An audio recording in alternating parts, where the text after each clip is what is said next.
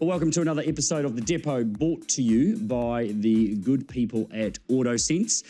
The Depot is a place where we share information in and around the transport industry.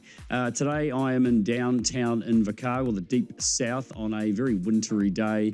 And I'm fortunate enough to be catching up with the new recently appointed CEO of HW Richardson, Anthony Jones. I'm looking forward to catching up with him. We've spoken online, but not caught up in person yet. So I'll be picking his brain on all things transport and the differences he's seeing between transport in New Zealand and Australia, and how he's getting on in the new role here, which he's only been in around 8 months. But before we find out about Anthony, have a chat to him, there's a few things about HW Richardson that you may not be aware of.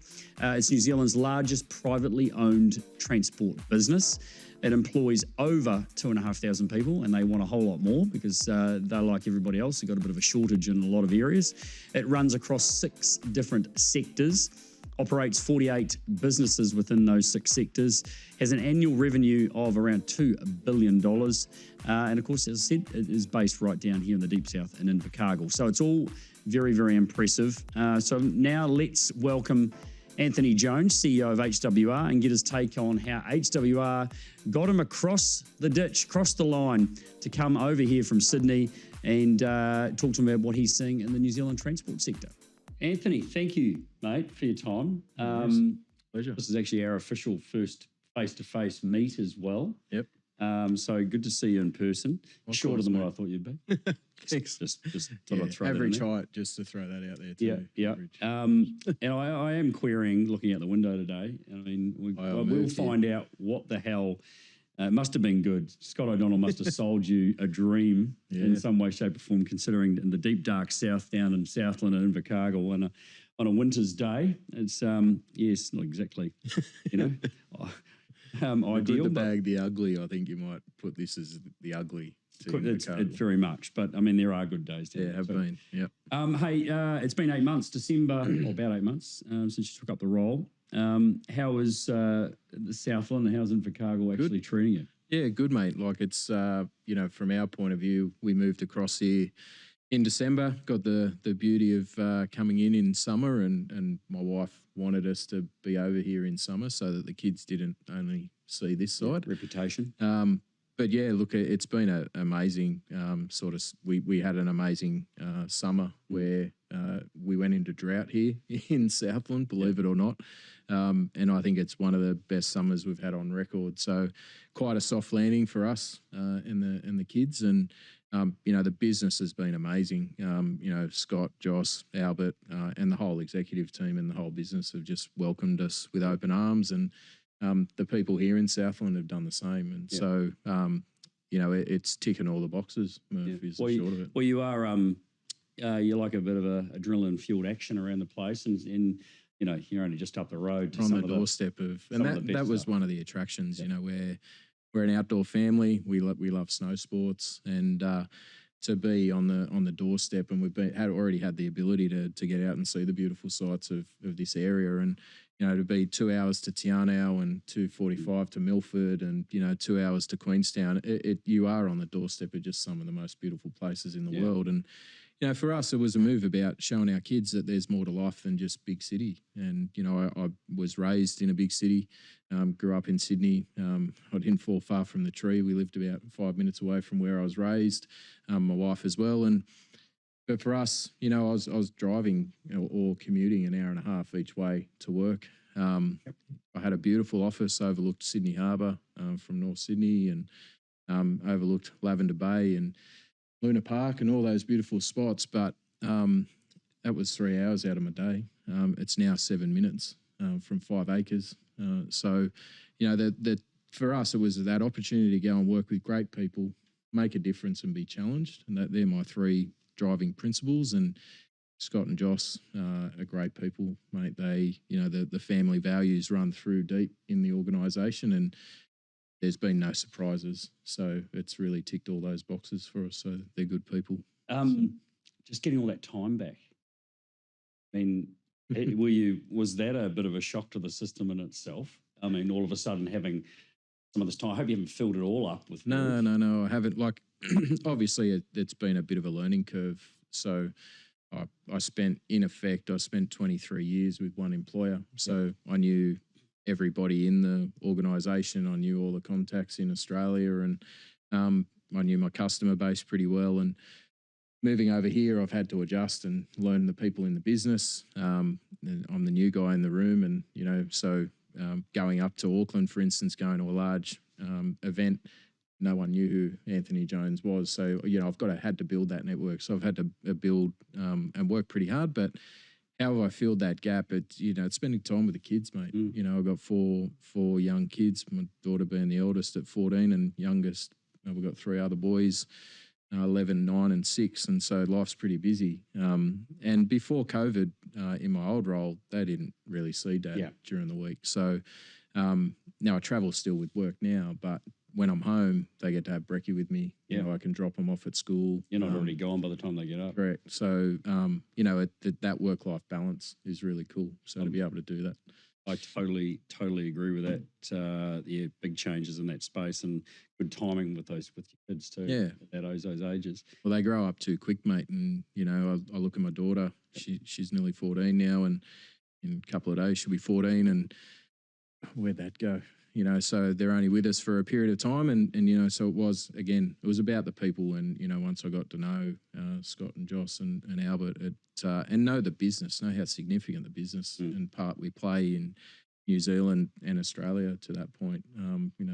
We make a significant difference to the economy, and it was a business that ticked all those boxes, and time to be challenged. Yeah, well, that is awesome. Let's just go back a little bit. You're from a family full of stevedores. It's one thing I've got to go.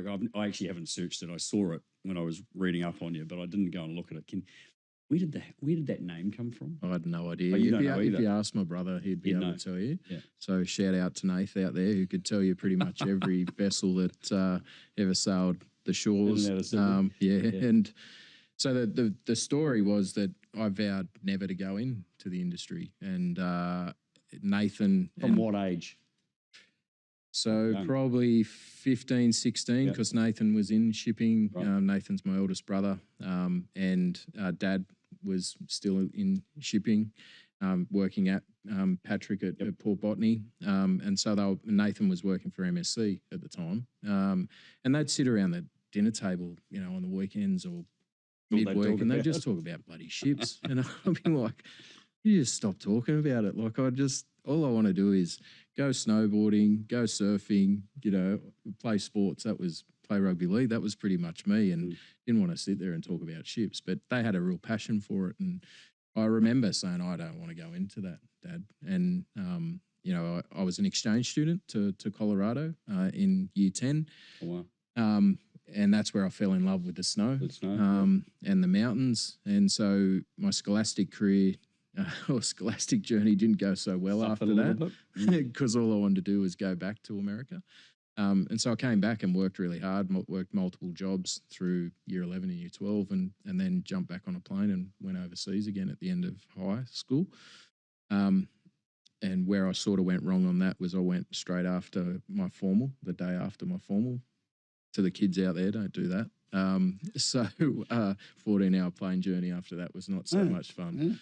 But good formal. For me, then I spent 5 months over there, snowboarding around and traveling around, and then came back, and it was actually at a time where Australia was coming out of a recession at that time, and that was sort of to peg that was 97. And there was no apprenticeship, so I wanted to be a builder. Like, I was frustrated. Like, I call myself now a frustrated builder, always looking for another project. But I couldn't get an apprenticeship. And so I fell into landscape gardening, and I was a landscape gardener. And anyway, I saw my boss get ripped off during my apprenticeship. Saw my boss get ripped off in 1 year quite significantly, probably to the tune of $60,000, $70,000 of people with money, sadly not paying for things that we had done. And I thought, I can't raise a family like that. And it was right at the time of the 1998 dispute, or just after the 98 dispute, the waterfront dispute. And my brother had started as a casual stevedore at Port Botany, and I remember asking him, I was like, mate, how much are you, just out of curiosity, how much are you getting paid? And he told me, and I went, hey, Dad. Yeah, you know what I said. Remember how I said I never wanted to go into stevedoring? Well, maybe I would, you know, and that's, it's been an unbelievable journey since then, mate. So. And how long? 23 years. Wow. On the wharfs. Yeah, well, so started with Patrick, spent some time with Patrick, and in 2004, I joined, or 2003, sorry, joined Pacific National. Yep. Toll and Patrick had bought Pacific National, the large freight rail companies of Australia, and merged them together. And I went down to Melbourne. Katie and I had just gotten married, and we jumped on a plane and moved our life to Melbourne and spent a few years down in Melbourne, close to 3 years in Melbourne with PN, and then I was with PN for 12 years. And I learned a hell of a lot with Pacific National. It was just an unbelievable journey, starting as a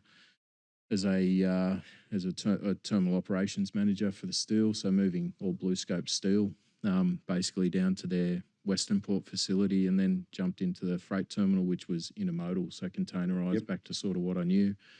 And it's been an unbelievable journey, mate. It's gone that quick. And then fast forward, I went back.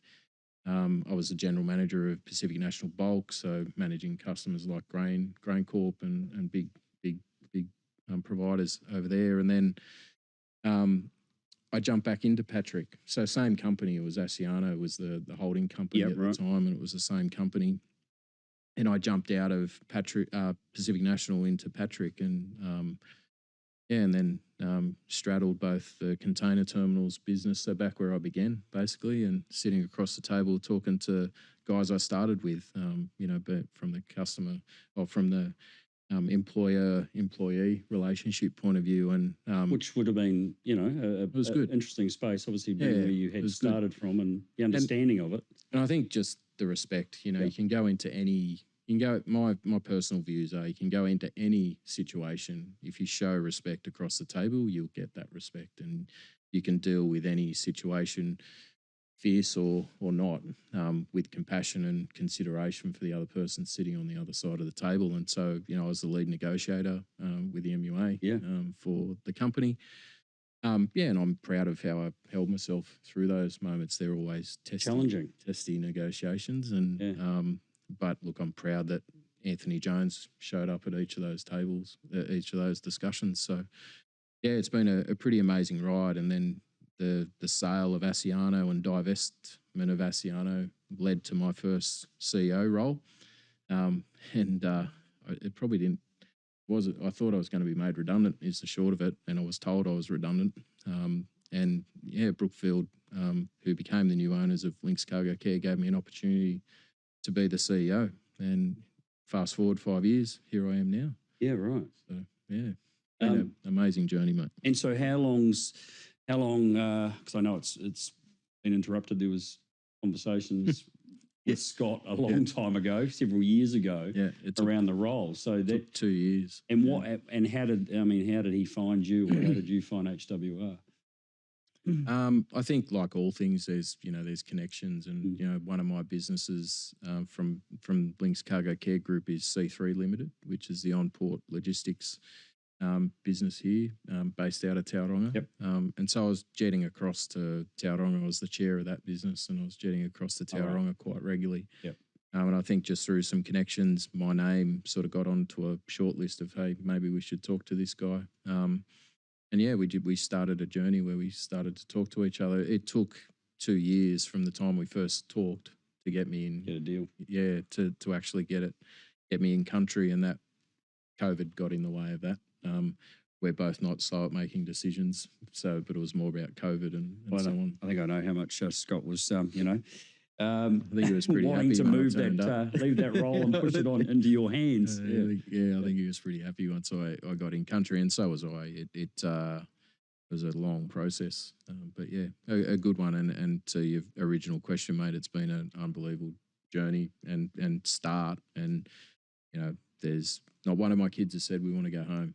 So that's a tick in my box, and nor has my wife. So yeah, that just makes things so much easier. How much awareness did you have of HWR? All that? None. Yeah. I remember when I first got the phone call and, would you be interested in a potential role in New Zealand? And, there's the feeling out. And I said, oh, yeah, look, New Zealand's got a bit of a soft spot. It's such a beautiful country.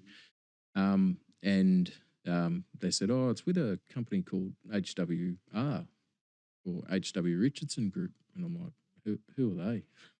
And, and I think the resounding response from most people when I say what my role is they say, well, what do HWR do? And then when you explain the brands and what we actually do, we're that sleeping giant or the biggest business that no one's ever heard of type sort of thing. So, which we're proud, we're proud of. We're not a business that gets out there and sort of shouts from the top and we don't want press for press sake. We're proud of what we do and we're proud of those brands and we just get on with it. That's it. So what was that? What made you sort of take more notice and look into it? Well, once I sort of started to understand the brands and understand, as you always do, well, what's the website? You go and sort of do a bit of research about the people who you're going to work for or potentially going to be working for.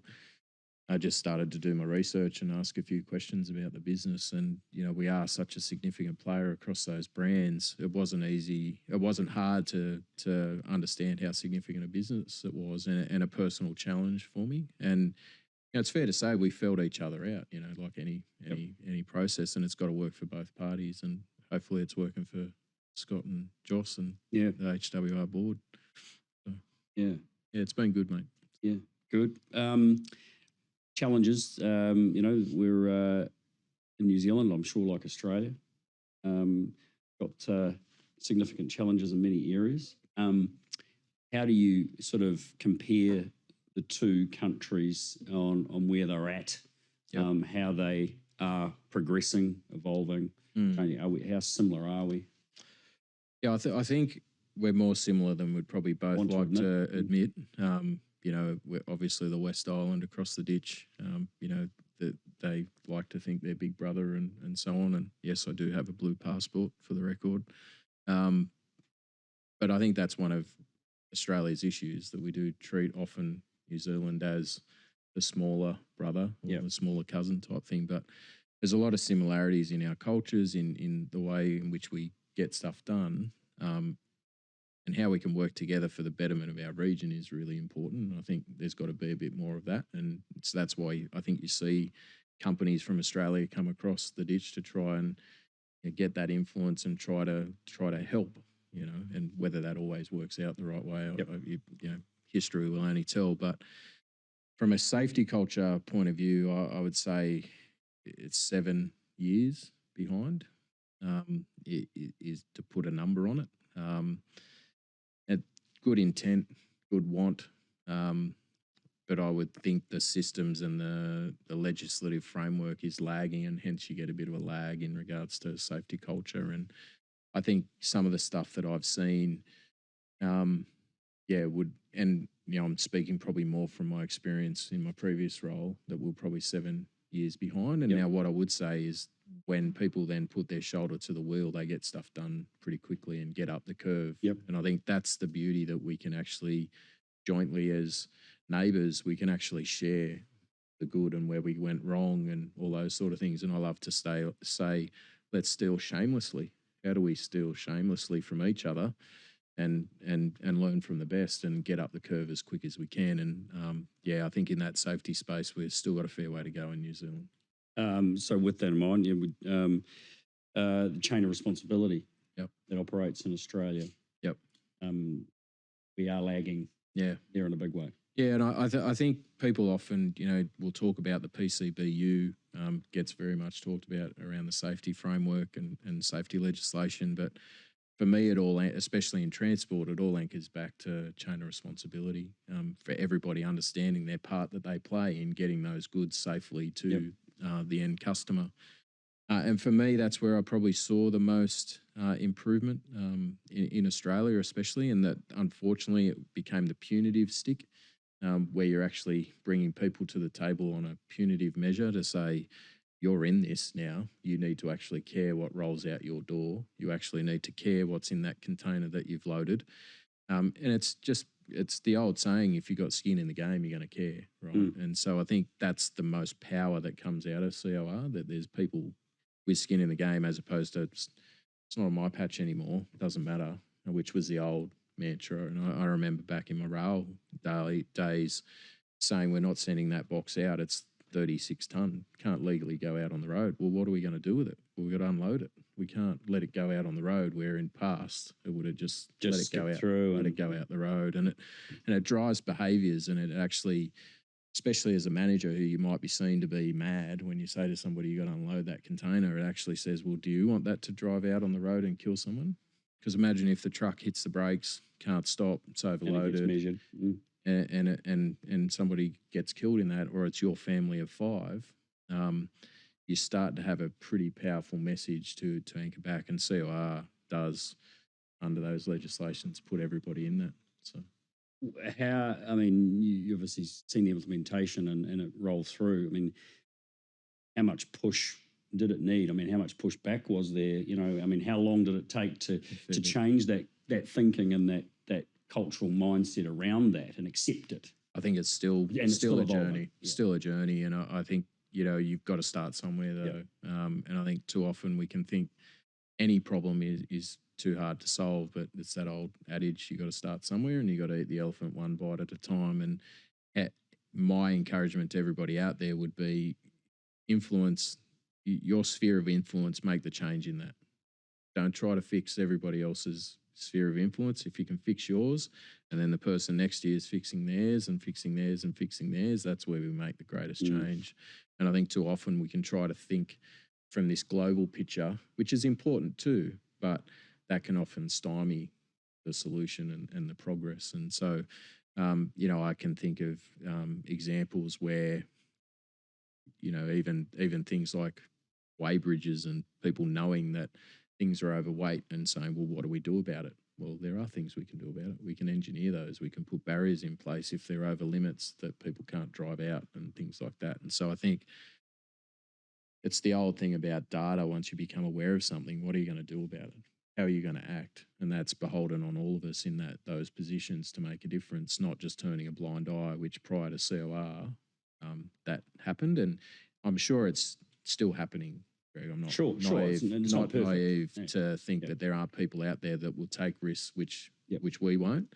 And ultimately, it comes back to that driver that we want to be safe in the communities which we operate, because I know personally that my wife and my kids drive on those roads. And a truck driver's bad day is a catastrophic day. It's either catastrophic for himself or the family that he's just driven over.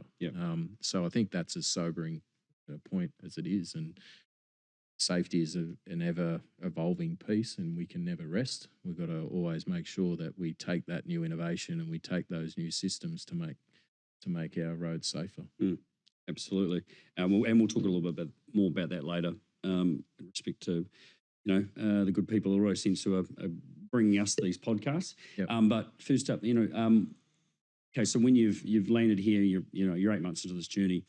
Has there anything been a big standout so far, comparatively between, you know, the years of operation in Australia in the transport game versus here? I mean, are we doing anything significantly different that stands out that we should be changing, or better or worse in any respect that are very obvious to you? Yeah, I think my observation and the challenge that I see before us is that our hilly terrain and our expanse of our country creates a challenge where we have impatient drivers in behind trucks. And, you know, there's not many passing lanes on some of our roads. You can drive from Invercargill up to Queenstown with pretty much no passing lanes. And so there are potential environments which are being created, which create situations which people are taking risks. And so I think the biggest difference I see, you know, you can jump, as you know, Murph, you can jump on the road from Sydney to Melbourne and not have a street light.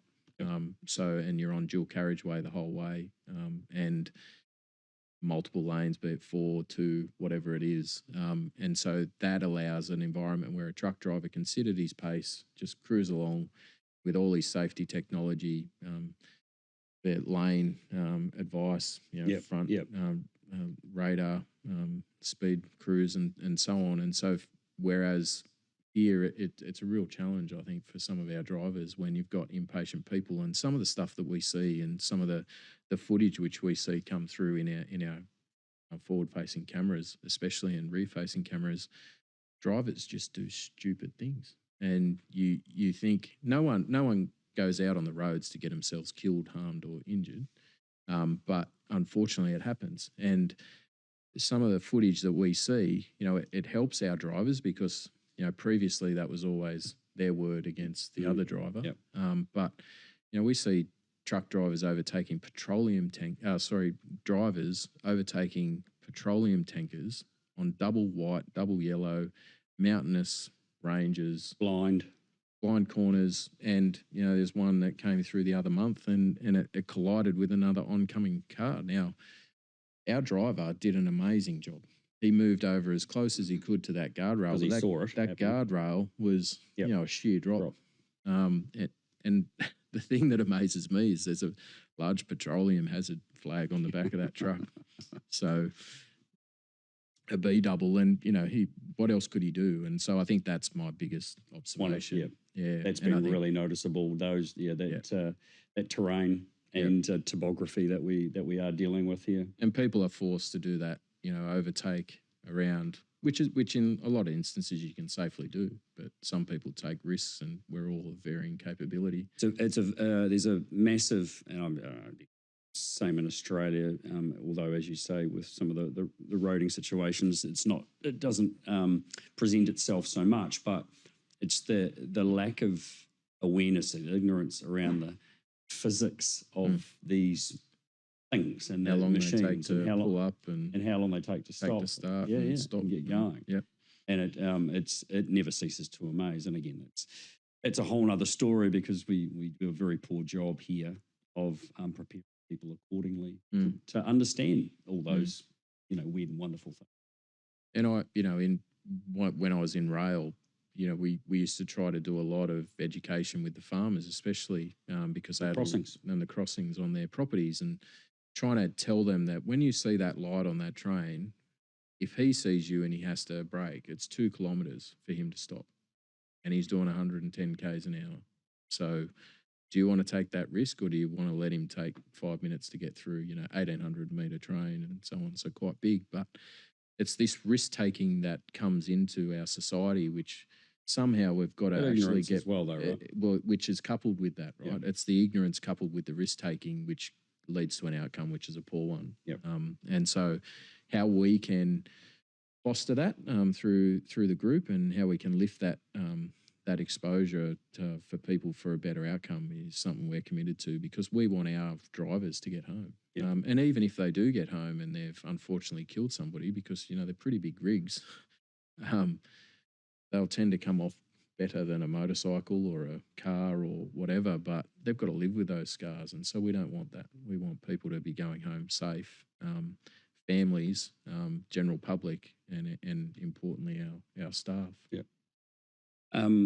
It's all very much a lot of common sense stuff there that seems to be a little bit difficult for people to understand. But so what is in the transport sector then in Australia that is being done better, in fairness of trying to be equal across it? What's being done in a better way? What do you see as something that we could catch up on just on that day-to-day operation of things, or how some stuff's managed or operated? Is there anything that stands out across that side of things? Yeah, that's a good question, mate. Look, probably one thing I will say is in New Zealand, the framework is actually more simple, because you've got one form of government. Yep. Right. And so, when we used one of the states, the state borders and jurisdictions, and it was highlighted significantly with COVID, right? The the divided states of Australia almost. It became, and so being an operator in a transport industry trying to do that, that was quite complex. Whereas we didn't have that challenge in New Zealand, which was good to see.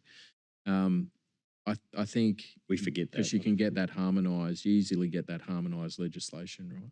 Whereas in Australia, it's a lot of cajoling, and especially trying to get WA and places like that to say, look, we want a harmonisation, especially as an operator across all those jurisdictions. Yep.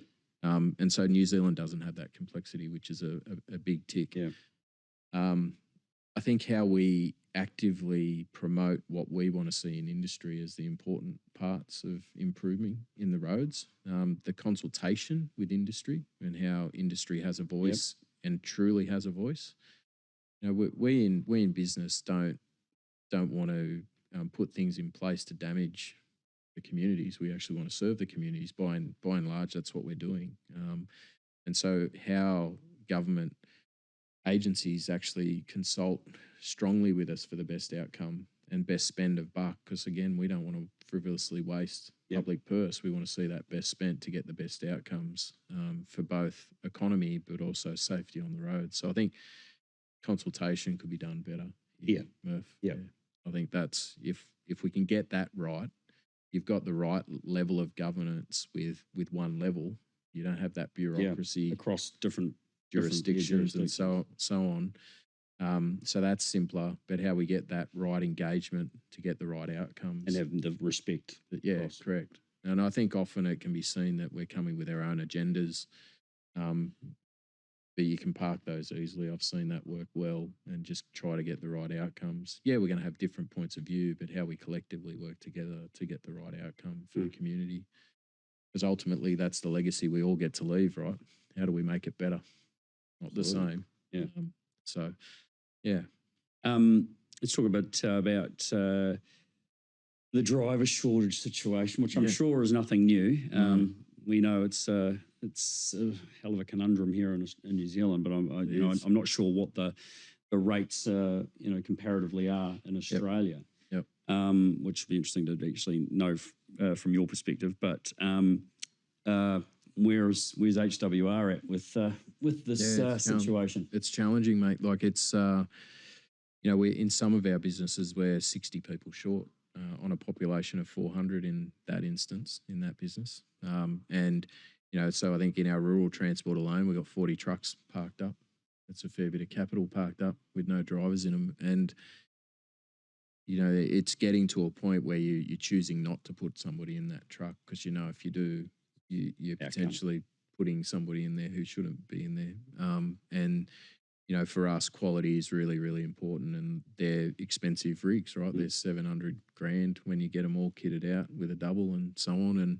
And so for us, and more importantly, they're actually in the wrong hands, quite a dangerous bit of kit. So look, it's a real challenge. We're trying to look at overseas and try to see how we can actually bring people in to complement, because I think what's actually happened, and I used to joke and say, where's everyone gone? Like someone's clicked the fingers and a whole bunch of us disappeared. But I think the baby boomers and things like that have seen COVID as actually it's time for me to step away. And they've stepped away, and so that's going to continue to happen. And we've been talking for a long period of time about the aging workforce, and there hasn't been talking about it. We do, and there hasn't been a panacea. Like there's no panacea, no silver bullet to any of that. And I think how we keep these kids coming through, sadly, transport got a real bad rap, and still probably does through schooling and so on. And it's almost like I'll go and do that job if you can't find anything else to do. But some of the amazing stuff that we get to play with big boys and girls toys, and make a real big contribution to the economy. People don't get to eat. People don't get to watch their big screen television. People don't get to live in their houses without transport.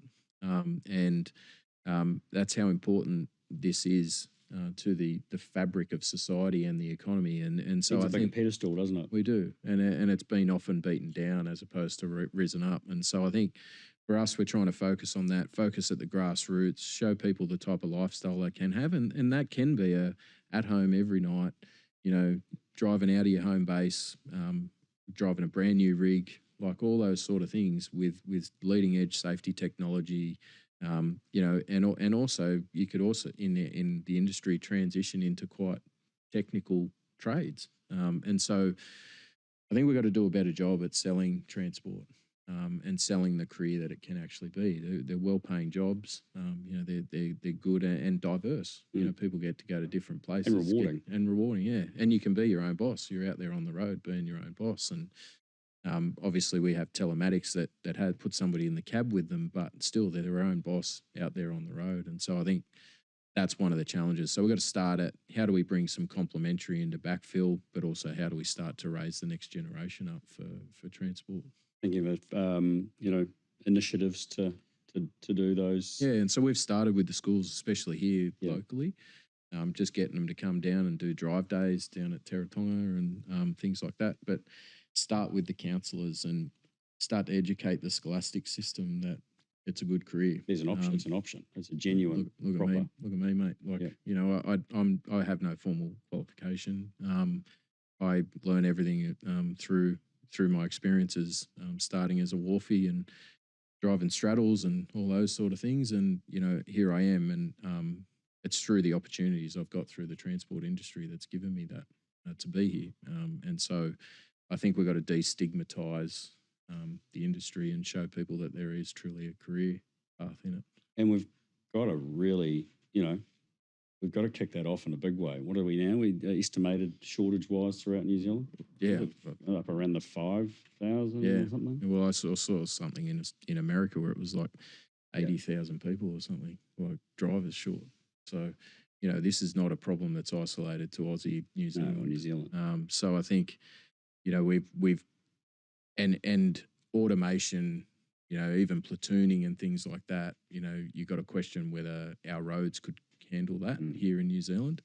And so we do have a real challenge. If we can't move the product to where it needs to be, and you look at our cities, they're getting more and more congested.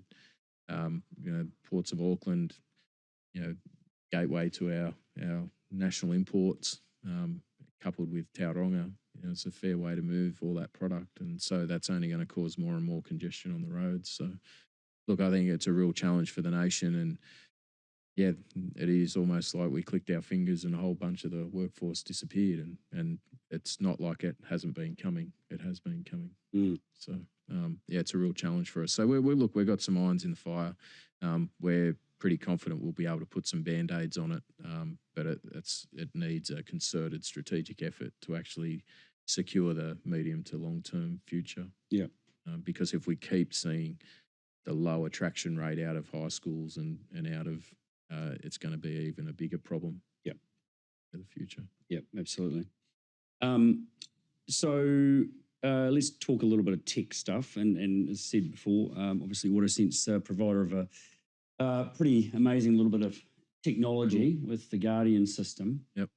And you're familiar with that in Australia? Yep. Yeah. Rolled it out across our fleet in my old business, and yeah, we've got it in HWR, and we're doing some trials on it with HWR, and I have a very clear view that we've got to implement this technology into the cabs because it is almost like that second person sitting next to the driver. Yeah. When we were talking before about our unique topography and environment roading situation. Yep. And we talk about the Australian network and some of those massively long, straight, boring roads. Yeah. Yep. I mean, we've got surely we've got the same issues in very different environments that create still the same problems, right? Yep. Well, I think what's the bigger issue for us now, Murph, is fatigue has obviously always been an issue there for us, but distraction, and I think that's the beauty of Guardian, and it's actually keeping people honest. So it's not only just fatigue and your blink rate, it's actually looking at when you look away, look outside you're looking too far to the right, looking out your window, or you're picking up your phone and scrolling through your phone, which we all know we shouldn't do. But sadly, all the statistics show that distraction in cab from mobile phones is probably leading statistic for crashes these days. And You know, it's a when you can put something like this, which is a real time intervention, into the cab of a truck. For me, it's a game changer, and because you can do all the other pragmatic stuff where you can educate your drivers, you can ask them for fitness for duty, you can make sure that they're getting 8 hours sleep, and so on. But when you put in the variability that flows through somebody's day, um, having something like Guardian, which looks at the blink rate, looks at the distraction, all of those things, it's just a way for us to actually intervene in real time. And there's nothing else that can do that unless you put somebody else in the cab with you. And so for me, it's a very cost-effective way to make a real difference to a driver and get them home safe every night. From what you've learned here in a short time or seen here in the short time, are the challenges with the implementation in Australia, getting them into the trucks and getting the buy-in with the driver exactly the same issues and comments? I think the stigma is why do you want a camera in the truck? And we you know in the majority, I think if not all of our fleet, we have an in-cab camera anyway. So I think we're over that stigma. But drivers still want to know, why do you want another camera in the cab? What's this one doing? But once they experience what it actually does, it's not long before the naysayer becomes the promoter. Yep. And I think that's the power in this technology. I'm a firm believer of give it to the loudest voice. Test it with somebody who's the loudest voice. Let them see what it actually does, because that one time that it actually alerts them that they've had a fatigue event or a distraction event, they'll recognise how powerful the technology is. And so, look, it is a game changer, mate, and it's quite a simple, cost-effective game changer too. It's knowing that you've actually made a difference in one situation it's enough, right? And you can often have that conversation with someone. What's the cost of one incident? Right? The capital cost of these systems aren't. They're not the restraint. They're quite easy to obviously integrate into the CAN bus and so on. And so I think how we start to mandate these types of things, Murph, is something that we should be starting really to think seriously. Like really start to think, how do we actually make notable change? Again, around distraction and so on.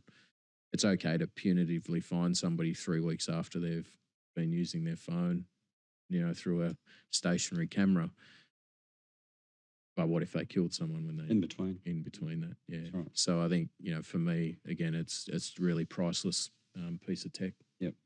Are there any unique challenges with safety with HWR being so large and with many diverse parts?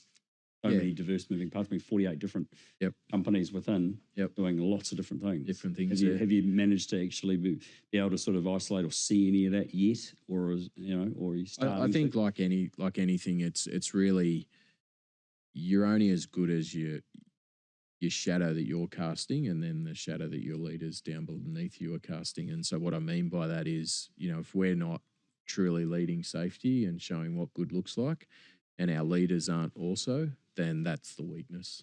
So I think, is there any unique situations? No, I don't think we're any different to any other business. And I like to describe it as what's happening when the lights are off, making sure that people are doing the right thing when no one's looking. That's the important part of culture for me. But yeah, the diversity is a challenge, right? We're across 6 different industries, as you said, 48 businesses, and there's different leaders in amongst all of those and different depots and so on. And so how we actually empower our people, let them know what good looks like, let them know it's okay to stop when it's unsafe, is the most important message for us, because Anthony Jones can't be at every location. Anthony Jones can't be in every cab. But what I can do is say it's okay to stop. To every 2,600 of our people, say if it's not safe, if your truck's not safe, if your equipment's not safe, if you're being asked to do something unsafe, it's okay to stop.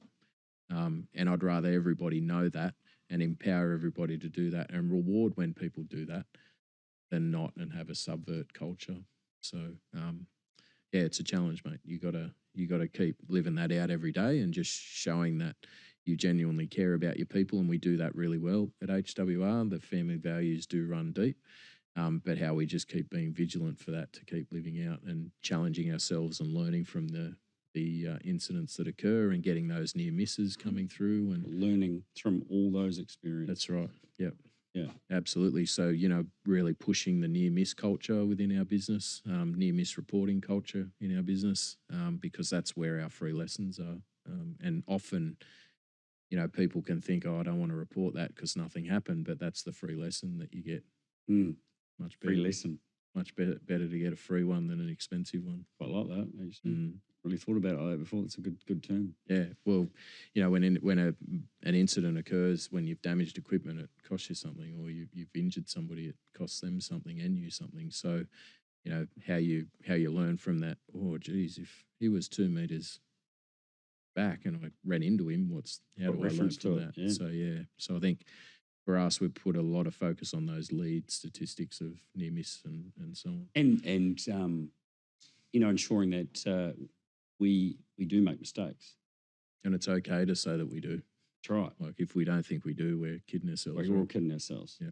I mean, it's if you're going to be a professional driver, like a lot of these people are and have been and will be. Yeah. Before you are a professional driver, I think that's also something that need to reiterate. And promote more often. Yeah. Give them pride in that. You're a professional driver. Yeah. Now we all know everyone will make mistakes, but actually putting your hand up and actually sharing that experience as well is critical. Because you're probably not the only person who's had it. Of course you're not. So across our fleet of 1,300, like how do we that your incident could be a free lesson for somebody else too. I think is the other one. So. And it's that old brother's keeper piece about what's the conversation you'd regret having. Would you regret having one where you've got to call someone on the behaviour that you just saw them do? Or would you regret not having that conversation and somebody dying and going, by their actions? I've got regret. And go, shit, I only wish I did, And so for me, it's how do you just foster that culture, which is what we're talking about, fostering that culture about reporting and learning and continually improving and really checking ourselves at the door and saying it's okay, we're going to learn. No one's perfect. We're all about on the same journey and trying to, drop the bravado that can often flow through in our industry, right? It can be a bit of that. I've been in heavy male-dominated industries my whole life, and I actually love seeing the diversity of females coming into the workforce because they often are happy to check their bravado at the door. Absolutely. Your experience has been obviously wide and from many different aspects. So what about covering off a little bit about the ongoing training and support, not just we're talking about truck drivers, but, people on the ground, dispatchers, professional development through that and, their roles and other people's roles and how they intertwine with, to the end of it being, truck driver on the road. Yeah, I think, we at HWR are really proud that we've got our driver training crew, and we provide that professional development. It's quite a big crew too, right? It is, yeah. And so each of our businesses has its own driver trainer, and then we come back to a central team for HWR, and so that's all about maintaining the standard across the business and being able to run large training and research for our driver population.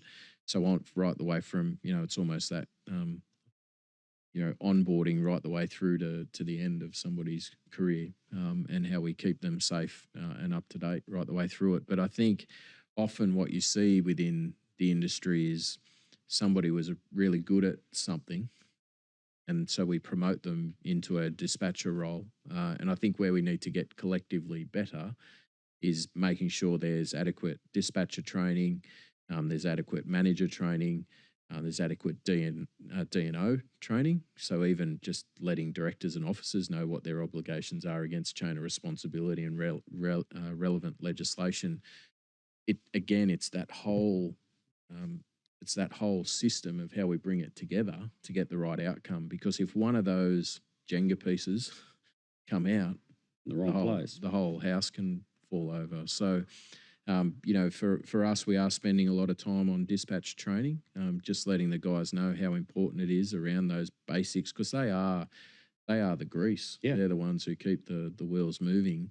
And so, you know, and they have a lot of pressure on them at certain times of the day to keep the business moving. They're the air traffic controller. They are, absolutely. And that we know how important that job is. So you know, and I to all the dispatchers out there, I have sat in your chair and done that role, and it can get very busy at certain parts in the day, and you know, you've got many competing interests. You've got personal interests of the drivers wanting certain jobs and customers screaming down the phone at you and all those sort of things. And so how we empower those guys and girls to make the right decisions under that pressure and set them up for success leads to a better, and often we can set them up for failure. We can say, here's your car keys, here's the phone, and you are a good driver, so you'll make a good dispatcher. That sets them up for failure, and I think, you know, we've learned a fair bit about that at HWR, and so the dispatcher training and things that we're doing now is about equipping our people both from a legislative front, but also giving them tools to manage people. Because again, if you sat in a truck and then you go to managing 10 drivers or 20 or 30 drivers, very different world you're in. Very different. So again, how we set people up for success, and that goes to managers, it goes to regional managers, goes to GMs, myself, you know, and then up to the board. I think we've got to make sure all of those levels are dotted and ticked off. Absolutely. Hey, mate, I really appreciate your time in the chat. You got a bit going on your plate. Few things on. Just a few things on. So not long in this role in this enormous company, but great insights. Really interesting. It's always interesting to find out people's pasts and where they came from and how they got into these roles, because it's often a bit of a surprise to a lot how it all happened. So bloody awesome. And even though you're an Australian, you're more than welcome here. Thanks, mate. And really they let me in, which was good. So thank you, for those who put the photo up on customs to allow me to come in. So it was good. Yeah, well, they're probably doing it so that you, you know. It wasn't without its challenges. So it took me 6 months to get in after all that. But you know, I was one of the lucky ones, mate. You know, my heart goes out to those people who didn't get to get home and see their loved ones before they passed and things like all that. Those you know, examples. It's just tragic, and hopefully we can put all that behind us, mate, and you know, to more prosperity into the future and not have to go back into lockdowns and things like that, like we've been living. Absolutely. So, but yeah, happy to be here and, you know, really enjoying my time at HWR. Great business and great people and great mates. So, you know, it's been a lot of good fun. Okay, well, there you have it. Very insightful, great chat with Anthony Jones. You know, he's got so much information, so much knowledge, really interesting backstory behind where he came from, what he's seen, what he's done. And he is going to be, without doubt, a huge asset here for HWR as their CEO moving forward. So, I hope you enjoyed the chat with Anthony. Also, thanks to AutoSense for the support and sponsoring the depot. If you're looking for help with driver training or fatigue and distraction solutions, then pop over to autosense.co.nz and check out all the information that is right there. Likewise, if you like what you've heard today, please go ahead and subscribe to the podcast, and you'll get some alerts each time there is a new episode that has been uploaded. If you have something you'd like us to talk about, or if you'd like to come onto the depot and have a chat with me, then get in touch. Just email thedepot@autosense.co.nz. So that is it for this episode. As I say, big thanks to AutoSense and also the Anthony Jones for allowing us to make this happen and make this episode. And we will catch up again sometime very soon.